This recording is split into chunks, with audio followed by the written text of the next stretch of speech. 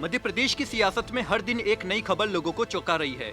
उपचुनाव से पहले चल रहे सियासी खेल में ज्योतिरादित्य सिंधिया अलग थलग दिखाई पड़ रहे हैं। 2 महीने पहले कांग्रेस से बगावत कर गर्मजोशी से भाजपा की गोदी में बैठने वाले सिंधिया ने अपने ट्विटर अकाउंट से बीजेपी के नाम को हटा दिया है। सवाल उठने शुरू हो गए हैं कि आखिरकार 2 ही महीने में ऐसा क्या हुआ जो सिंधिया को अपने ट्विटर अकाउंट से बीजेपी शब्द ही हटाना पड़ गया। क्या 2 महीने पहले भाजपा में आने वाले ज्योतिरादित्य सिंधिया का मन भाजपा से भर आया है?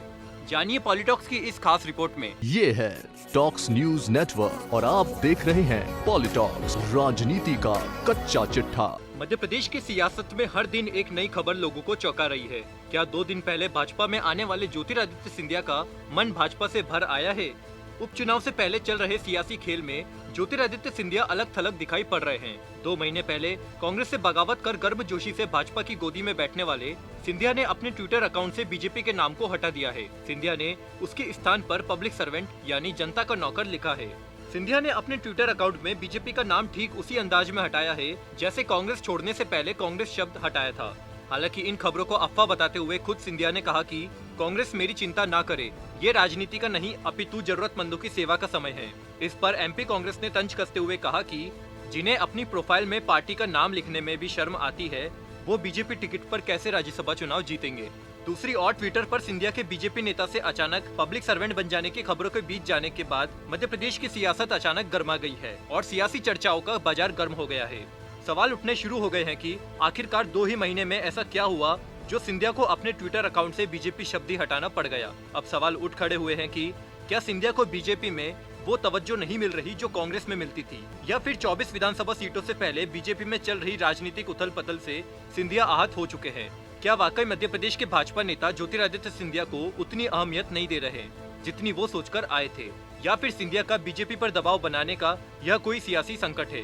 बीते कुछ दिनों से राजनीतिक घटनाक्रम इस बात की ओर इशारा कर रहे हैं कि मध्य प्रदेश की भाजपा में सब कुछ सही नहीं चल रहा है और इसी कारण सिंधिया ने मौके की नजाकत को भांपते हुए उपचुनाव से पहले एक बड़ा झटका बीजेपी को दिया है। या फिर ज्योतिरादित्य सिंधिया ने ट्विटर अकाउंट से बीजेपी को हटाकर यह भी साबित कर दिया कि उनके खून में स्वाभिमान पहले की तरह ही अभी भी हिलोरे ले रहा है। हालांकि बीजेपी ने एमपी विधानसभा उपचुनाव की संचालन समिति में ज्योतिरादित्य सिंधिया को जगह देकर सियासी गलियारों में सिंधिया से मतभेद की अफवाहों को दबाने का प्रयास किया है। लेकिन दिलचस्प पहलू ये भी है कि सिंधिया भले ही लाव लश्कर के साथ बीजेपी में शामिल हुए हो, लेकिन क्षेत्र के पुराने भाजपाई अभी भी उन्हें अपनाने के लिए तैयार नहीं है। उनका बखूबी नजारा ग्वालियर में देखने को मिला, जहां मोदी सरकार 2.0 का 1 साल पूरे होने के विज्ञापन से सिंधिया की तस्वीरें नदारद है। हालांकि उनके समर्थकों का इस पर अपना तर्क है। वहीं कांग्रेस का आईटी सेल इसे जमकर वायरल कर रहा है। वह लिख रहा है कि बीजेपी ने सिंधिया को पहले देश से प्रदेश का नेता बना दिया और अब उनके ही गृह नगर में उनकी तस्वीर तक गायब कर दी है। दरअसल हाल ही में सिंधिया का गढ़ माने जाने वाले ग्वालियर चंबल क्षेत्र के भाजपा नेताओं ने एक पोस्टर जारी किया। मोदी सरकार के लगातार दूसरे कार्यकाल का पहला वर्ष पूर्ण होने पर प्रधानमंत्री नरेंद्र मोदी की फोटो लगे इस पोस्टर पर इस क्षेत्र के तमाम बड़े नेताओं के फोटो नाम के साथ लगे थे।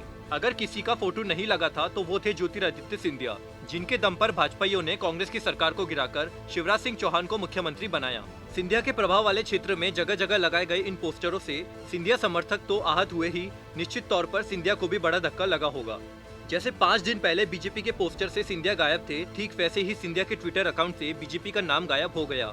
इसके चलते उपचुनाव से पहले राजनीतिक घमासान तेज हो गया। हालांकि इसको लेकर बीजेपी की तरफ से अभी किसी भी तरह की प्रतिक्रिया नहीं आई है। खास बात यह है कि जब सिंधिया ने कांग्रेस को छोड़ा था तो उस समय भी उन्होंने ट्विटर अकाउंट से कांग्रेस शब्द को हटा दिया था। तो क्या सिंधिया उसी स्तर पर कदम उठाने जा रहे हैं, या फिर इस बहाने बीजेपी को किसी तरह की चेतावनी का संकेत दे रहे हैं?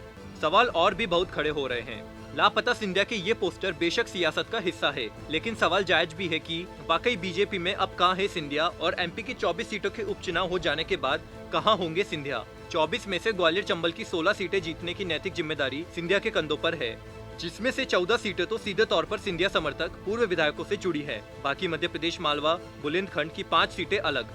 चुनाव से पहले चुनौती ये है कि इनमें से कितने पूर्व विधायकों को सिंधिया मंत्री पद की शपथ दिलवा पाते हैं, फिर उन्हें चुनाव मैदान तक पहुंचाने की चुनौती अलग है। उम्मीदवार बनाए गए तो इनमें से 80% को जिताना भी उन्हीं की जिम्मेदारी बनती है।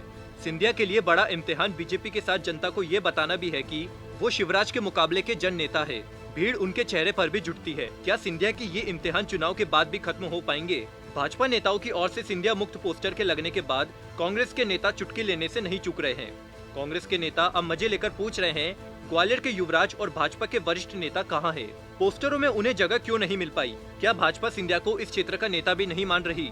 हालांकि भाजपा की ओर से अपने बचाव में कहा गया कि यह पोस्टर भाजपा के आधिकारिक रूप से जारी नहीं किए गए हैं। चलो किसी ने व्यक्तिगत भी लगवाए हैं, लेकिन यह तो तय हो गया ना कि सिंधिया का बीजेपी में आना वहां के लोकल नेताओं को पच नहीं रहा। कांग्रेस प्रदेश प्रवक्ता स्वदेश शर्मा का कहना है, जो इज्जत सिंधिया को कांग्रेस में मिलती थी वो भाजपा में नहीं है, बल्कि सिंधिया को प्रदेश तक में बीजेपी के 14 से 15वें नेता के तौर पर ही जगह मिली है। बीते मार्च में ज्योतिरादित्य सिंधिया के साथ जिन 22 विधायकों ने कांग्रेस छोड़ी थी, उनमें से 6 कमलनाथ मंत्रिमंडल के मंत्री थे। भाजपा की सरकार के गठन के बाद शिवराज सिंह चौहान के मंत्रिमंडल में 6 मंत्री सिंधिया समर्थक रखने की कवायद के कारण भाजपा के आंतरिक समीकरण गड़बड़ा रहे हैं। सबसे ज्यादा खींचतान बुंदेलखंड और ग्वालियर चंबल में चल रही है। बुंदेलखंड क्षेत्र से भाजपा के 2 बड़े चेहरे गोपाल भार्गव एवं भूपेंद्र सिंह है। दोनों ही सागर जिले के विधानसभा सीटों से चुनकर आते हैं। सिंधिया समर्थक गोविंद राजपूत भी सागर जिले के ही है और सिंधिया उन्हें मंत्री बनवाना चाहते हैं। वहीं शिवराज सिंह चौहान अपने समर्थक भूपेंद्र सिंह को मंत्रिमंडल में लेना चाहते हैं। उधर बीजेपी का केंद्रीय नेतृत्व गोपाल भार्गव की अनदेखी नहीं करना चाहता। वहीं कमलनाथ सरकार को गिराए जाने की रणनीति में भूपेंद्र सिंह की भूमिका को भी कोई नकार नहीं पा रहा है। मध्य प्रदेश कांग्रेस कमेटी के प्रवक्ता जेपी धनोपिया का मानना है कि भाजपा की स्थिति बगावत की है, इस कारण मंत्रिमंडल के गठन को टाला जा रहा है। राजनीतिक कयासों पर चलती है, लिहाजा इनकार नहीं किया जा सकता कि सिंधिया समर्थकों की वजह से बीजेपी में अगर बगावत बढ़ती है तो बागी फिर मैदान में आएंगे और ये बागी चुनाव जीत गए तो तय है कि भाजपा से हाथ भी मिलाएंगे। उस सूरत में सिंधिया क्या अपना रुतबा कायम रख पाएंगे? सवाल ये भी है कि बीजेपी वक्त देखकर दूल्हा किसी को भी बनाए, दामाद नहीं बनाती। चौधरी राकेश सिंह, प्रेमचंद्र गुड्डू, राम लखन सिंह, हरिवल्लभ शुक्ला, फूल सिंह बरेया, बुलेंद्र शुक्ला, लक्ष्मण सिंह लंबी फैरियत थे ऐसे नामों की जो दूल्हा बनकर गए थे और बाराती बनकर कांग्रेस में लौट आए। तो 24 सीटों के उपचुनाव पर टिकी सिंधिया की सियासत क्या उनका ही सियासी भविष्य तय कर देगी? और सवाल ये भी कि क्या अग्निपथ पर चल पड़े हैं सिंधिया? दरअसल इस वक्त प्रदेश बीजेपी एक तरफ से चिंता मुक्त है। उसे पता है कि उपचुनाव जिताने की उससे ज्यादा चिंता ज्योतिरादित्य सिंधिया को है।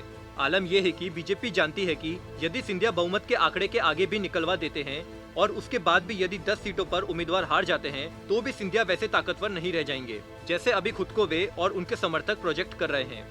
यानी बीजेपी के इस वक्त दोनों हाथों में लड्डू है। वो बखूबी से जानती है कि कांग्रेस छोड़ने के बाद सिंधिया के रास्ते उसी लड़की की तरह बंद हो गए जो प्रेमी के साथ घर से लड़ झगड़ कर भाग आती है। हाँ, यदि ये चुनाव सिंधिया अपने जलवे से जीता लाते हैं तब जरूर ग्वालियर चंबल की सियासत नई करवट लेगी।